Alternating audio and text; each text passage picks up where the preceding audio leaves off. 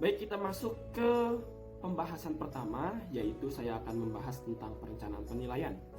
Apa sih perencanaan penilaian tersebut? Kemudian tujuannya apa? Nah, perencanaan penilaian ini adalah tahap awal untuk melakukan penilaian. Perencanaan yang baik itu bisa membantu guru untuk merumuskan tujuan penilaian, memilih instrumen yang sesuai, menentukan waktu cara pelaksanaan penilaian, serta mengevaluasi hasil penilaian dan memberikan umpan balik kepada siswa. Nah, berikut saya akan membahas langkah-langkah penting dalam perencanaan penilaian. Yang pertama itu kita harus menentukan tujuan penilaian tersebut. Kita harus merumuskan tujuan penilaian tersebut. Tujuan penilaian harus jelas, spesifik. Ya, sebagai guru harus menentukan apa yang ingin dicapai dari penilaian tersebut dan mengapa penilaian tersebut harus dilakukan atau perlu dilakukan.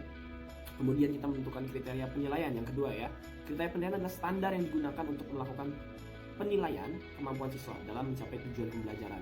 Jadi kriteria penilaian ini harus relevan dengan tujuan pembelajaran yang mencakup semua aspek yang dinilai. Kemudian memilih instrumen yang tepat. Nah, ini yang penting ya, instrumen penilaian yang cocok untuk digunakan dalam penilaian. Ya, instrumen ini harus sesuai dengan tujuan pembelajaran dan kriteria penilaian yang ditentukan. Kemudian yang keempat, menentukan waktu dan cara pelaksanaan penelitian. Waktu dan cara, kemudian pelaksanaan penelitian. Nah, maksudnya ini adalah kita harus tahu waktunya itu kapan. Misalkan ketika sudah beberapa pertemuan atau bagaimana. Waktu dan pelaksanaan penilaian harus disesuaikan dengan tujuan pembelajaran. Instrumen juga harus sesuai, kondisi siswa. Guru harus juga mempertimbangkan faktor-faktor seperti jumlah siswa, waktu yang tersedia, dan lokasi pelaksanaan penilaian tersebut. Kemudian mengumpulkan dan menganalisis data. Setelah penilaian selesai dilakukan, guru harus mengumpulkan dan menganalisis data yang didapat dari penilaian. Nah, data tersebut digunakan untuk mengevaluasi perkembangan dan kemajuan siswa, kemudian memberikan umpan balik kepada siswa. Nah, yang terakhir adalah memberikan umpan balik.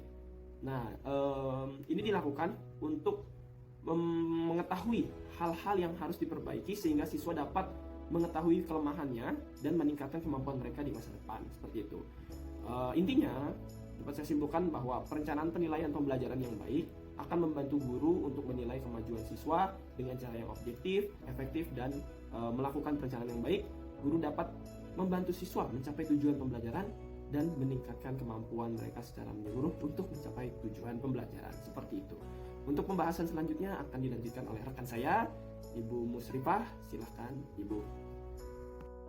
Terima kasih Kak Adit. Baik, saya Musrifah akan menjelaskan tentang pelaksanaan penilaian pembelajaran. Pelaksanaan penilaian pembelajaran adalah tahap di mana guru mengimplementasikan penilaian yang telah dirancang dan disiapkan sebelumnya. Berikut beberapa langkah penting yang harus dilakukan. Pertama, persiapan instrumen penilaian. Guru harus mempersiapkan instrumen penilaian dengan baik sebelum digunakan. 2. Pengenalan instrumen penilaian. Guru harus memperkenalkan instrumen penilaian kepada siswa sebelum pelaksanaan penilaian dimulai. 3. Pengaturan ruang dan waktu. Guru harus mengatur ruang dan waktu pelaksanaan penilaian sehingga siswa dapat menjalankan penilaian dengan nyaman. 4. Pengawasan dan monitoring. Guru harus memantau siswa selama pelaksanaan penilaian. 5. Pengumpulan instrumen penilaian. Setelah penilaian selesai, guru harus mengumpulkan instrumen penilaian dari siswa. 6. Pengolahan data. Setelah instrumen penilaian terkumpul, guru harus mengolah data yang diperoleh. 7. Evaluasi proses penilaian. Setelah penilaian selesai, guru harus mengevaluasi proses yang telah dilakukan. Nah, dalam pelaksanaan penilaian ini, yang lebih baik akan membantu guru untuk menilai kemajuan siswa dengan cara yang objektif dan efektif. Ada beberapa yang harus dilakukan dalam mencapai tujuan dan meningkatkan kemampuan mereka secara keseluruhan. Nah, analisis hasil pembelajaran adalah proses untuk mengevaluasi data pembelajaran siswa dengan tujuan untuk memahami tingkat keberhasilan siswa. Dalam hasil pembelajaran, guru akan mengevaluasi dan membandingkan data. Berikut ada beberapa tahap. Yang pertama, meninjau instrumen penilaian. Guru harus meninjau instrumen penilaian yang telah digunakan. 2. Memeriksa data hasil pembelajaran. Guru harus memeriksa data hasil pembelajaran siswa yang telah dikumpulkan. 3. Menganalisis data. Setelah memeriksa data, guru akan menganalisis data hasil pembelajaran siswa. 4. Menentukan tingkat keberhasilan siswa. Setelah menganalisis data, guru akan menentukan tingkat keberhasilan siswa dalam mencapai tujuan pembelajaran. 5. Memberikan umpan balik. Setelah menentukan tingkat keberhasilan siswa, guru akan memberikan umpan balik. 6. Membuat perencanaan tindak lanjut. Berdasarkan hasil analisis pembelajaran, guru akan membuat perencanaan tindak lanjut. Nah, dari analisis hasil pembelajaran yang sangat penting dalam penilaian efektivitas pembelajaran dengan melakukan analisis yang baik, guru dapat memperbaiki instrumen dan merencanakan pembelajaran di masa depan, serta membantu siswa mencapai tujuan pembelajaran dan meningkatkan tercapainya mereka secara keseluruhan. Itu dari saya, nanti akan dilanjutkan oleh Ananda Afifa. Monggo. Kepada Ibu Musrifah, baik, nama saya Revilia Melawati. Saya akan menjelaskan tentang tindak lanjut hasil pembelajaran adalah serangkai tindakan yang diambil oleh guru setelah melakukan analisis hasil pembelajaran untuk membantu siswa mencapai tujuan pembelajaran dan meningkatkan pencapaian mereka. Tindak lanjut ini melibatkan rencana dan kegiatan yang ditujukan untuk membantu siswa yang belum mencapai tujuan pembelajaran atau yang memerlukan bantuan tambahan untuk mencapai tujuan tersebut. Berikut adalah beberapa contoh tindak lanjut hasil pembelajaran. 1. Revisi perencanaan pembelajaran. Guru dapat merevisi perencanaan pembelajaran mereka untuk mengatasi kekurangan atau kesulitan yang ditemukan dalam analisis hasil pembelajaran. Revisi ini dapat berupa penggunaan metode atau strategi pembelajaran yang berbeda, penggunaan sumber daya pendidikan yang lebih tepat, atau pengaturan ulang prioritas dalam kurikulum. 2. Pembelajaran tambahan. Guru dapat menyediakan waktu tambahan untuk membantu siswa yang memerlukan bantuan tambahan dalam mencapai tujuan pembelajaran.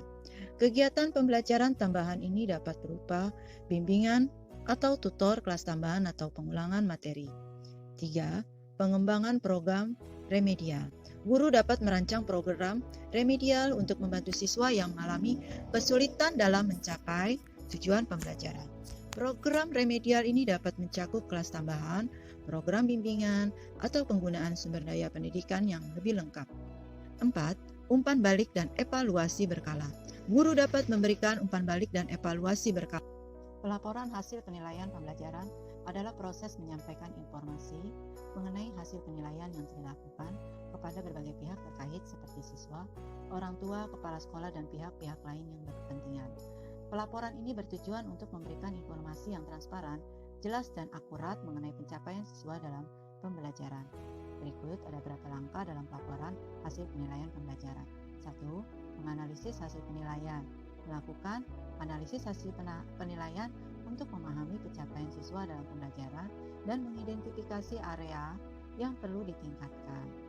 Hasil penilaian ini dapat dianalisis menggunakan berbagai metode dan teknik seperti grafik, tabel, dan ringkasan statistik. 2. Menyusun laporan.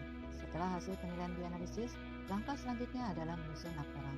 Laporan harus disusun dengan jelas dan ringkas, menggunakan bahasa yang mudah dipahami oleh berbagai pihak yang menerima laporan. Laporan harus mencakup informasi mengenai tujuan penilaian, metode dan instrumen penilaian, hasil penilaian, analisis hasil, dan rekomendasi untuk tindak lanjut. 3. Menyampaikan laporan. Setelah laporan disusun, langkah selanjutnya adalah menyampaikan laporan kepada berbagai pihak yang terkait. Laporan ini dapat disampaikan melalui pertemuan orang tua, rapat dengan kepala sekolah. 4. Memberikan umpan balik. Setelah laporan disampaikan, langkah terakhir adalah memberikan umpan balik.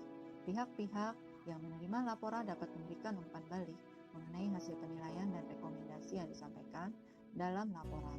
Umpan balik ini dapat membantu guru dan sekolah dalam merencanakan tindak lanjut yang lebih efektif. Terima kasih kepada Ibu Revilia. Sebelumnya, perkenalkan, nama saya adalah Afifa Muzayana. Di sini saya akan membahas mengenai validitas dalam asesmen pembelajaran.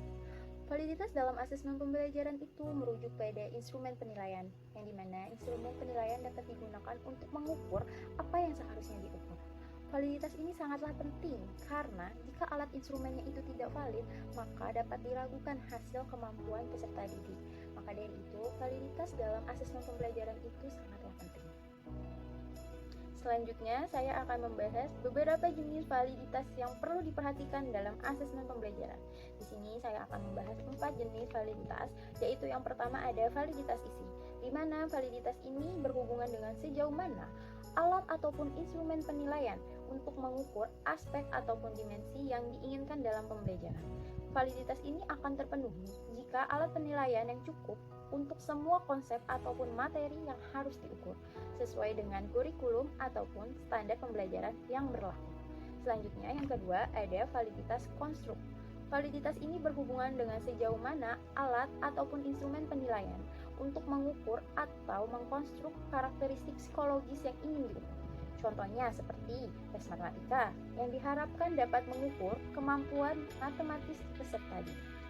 Selanjutnya yang ketiga ada validitas kriteria, di mana validitas ini berhubungan dengan sejauh mana alat ataupun instrumen penilaian dapat memprediksi hasil yang diinginkan, seperti nilai, ujian nasional atau kemampuan siswa dalam menghadapi sebuah situasi tertentu.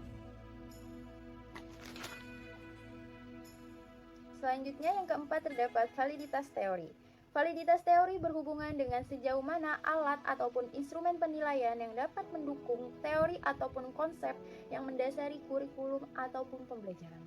Validitas ini dapat diukur dengan melihat sejauh mana hasil penilaian dapat menjelaskan konsep ataupun teori yang diharapkan.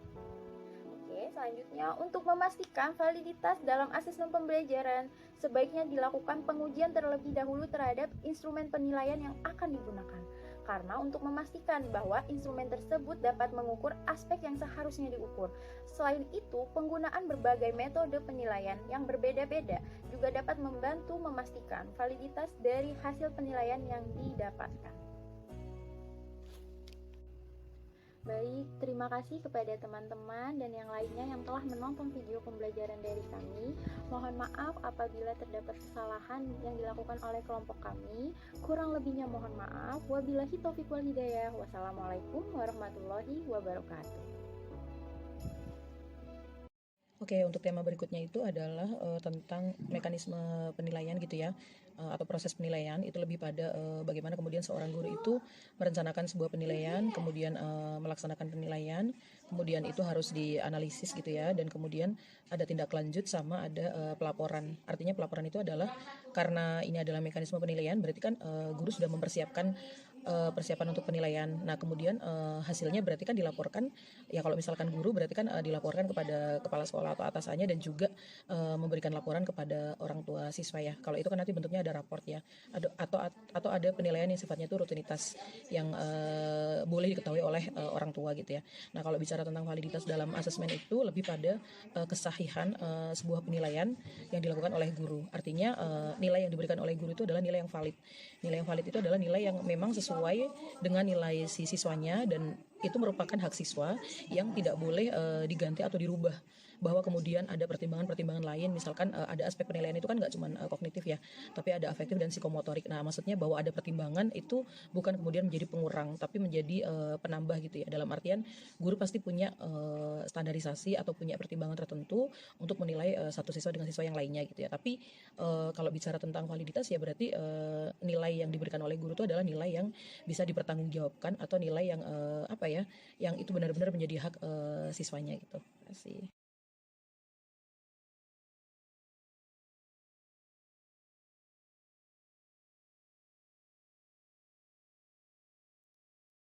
Oke, saya kira ini belum ditampilkan ke saya ya. Mungkin waktu itu saya sepintas melihat di Google Drive ya. Nah, ini bisa jadi contoh buat yang lain. Seandainya tidak PPT, ditampilkan seperti itu juga bisa ya. Seandainya PPT, nah itu juga silakan. Mana yang lebih mudah, lebih indah. Tapi intinya, ketika kalian menjelaskan itu, ada materi atau ada pokok bahasan, ada poin-poin penting yang di sebelahnya. Gitu ya. Jadi tidak, kalau yang kelompok 7 kemarin kan orangnya aja tampil gitu ya.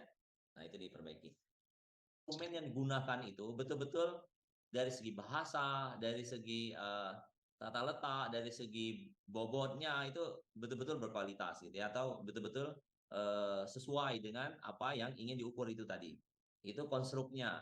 Tapi kalau kita berbicara validitas isi, memang dia akan lebih concern, fokus kepada ilmu-ilmu, pengetahuan-pengetahuan yang berdasarkan teori, variabel, konsep, indikator itu tadi terukur gitu, atau terimplementasi. Nah, sejauh mana yang kita akhirnya berbicara mengukur apa yang seharusnya diukur, terlihat dari konten itu tadi atau isi itu tadi. Maka saya melihatnya seiring sejalan atau saya menganggapnya sama validitas isi dan validitas teori gitu ya. Karena isi itu adalah teori, gitu. Berbeda dengan konstruk. Kalau konstruk itu lebih kepada tubuhnya, badannya, dari segi bahasa. Ini cek benar apa enggak, sesuai enggak dengan budaya, dengan situasi, kondisi. Ini benar enggak, misalnya bentuknya ini cocok enggak, apakah pilihan ganda, apakah isei, apakah menjodohkan, atau apa bentuknya. Terkait dengan konstruk, bangunnya itu. Terkait juga dengan, kalau konstruk itu terkait juga dengan apa ya, lebih selain tentu bahasanya, bahasa yang baku, yang sesuai, yang sejalan dengan lingkungan atau suasana tersebut gitu ya. Maksudnya suasana tersebut itu atau lingkungan tersebut seringkali dicontohkan itu saya masih ingat betul, misalnya contohkan. Kalau di kampung saya itu kereta itu bukannya kereta api. Kereta itu yang dimaksud kereta itu adalah kereta api gitu ya. Tapi bahasa yang dipanggil yang tepat sesuai dengan lingkungan, bahasa itu adalah sepur gitu. Nah, jangan sampai anak-anak atau soal itu tadi karena ketidaktahuan bahasa yang digunakan, padahal dia ngerti apa yang dimaksud gitu, kalau dia tahu bahasa itu, maka ini nggak mengukur apa yang seharusnya diukur. Termasuk ada yang soal begitu panjang, lebar gitu ya, berlika-liku, walaupun boleh juga soal itu untuk mengukur atau menguji tentang kemampuan berpikir dan analisisnya gitu. Tapi kalau untuk mengukur pengetahuan tidak dibutuhkan soal yang panjang, lebar gitu. Kita mau mengetahui misalnya anak ini tahu nggak ciri-ciri manusia yang sehat itu, ada apanya saja gitu. Tahu-tahu kita cerita kemana-mana gitu ya. Nah, akhirnya itu tidak menjawab, tidak benar dari segi konstruknya bahasa. Maka di antara syarat konstruk atau bahasa atau bangunan dari soal itu yang baik itu tidak bertele-tele, tidak panjang, to the point, dan tidak menimbulkan bias atau jawaban yang bermacam-macam. Itu konstruk ya. Pak, izin off kamera. Saya harapkan tadi ada yang bertanya, ya ditulis di chat dulu boleh ketika saya lagi bicara atau langsung raise your hand. Jadi teman-teman mengingatkan saja gitu ya, ilmu itu kan terus berkembang, bervariasi. Jadi itulah kita perlu referensi. Dan referensi yang terbaik, yang terbagus itu bukan nggak boleh yang lama, boleh yang lama, tapi jangan semuanya gitu ya. Harus ada yang terbaru. Bagus kalau lebih dari separuh. Nah, itu yang menjadi referensi gitu ya. Yang kelompok ini tadi belum cantumkan itu ya. Nanti tinggal tambahkan saja bagian belakangnya, tambahkan juga bagian video ini ya sekitar 5 menit gitu ya. Yang tadi kalau masih lebih dari 10 menit ya cukuplah 10 menit, jadi 15 menit. Jadi ketika kita mengingat, mengulang, itu ya cukuplah gitu ya, mereview gitu ya.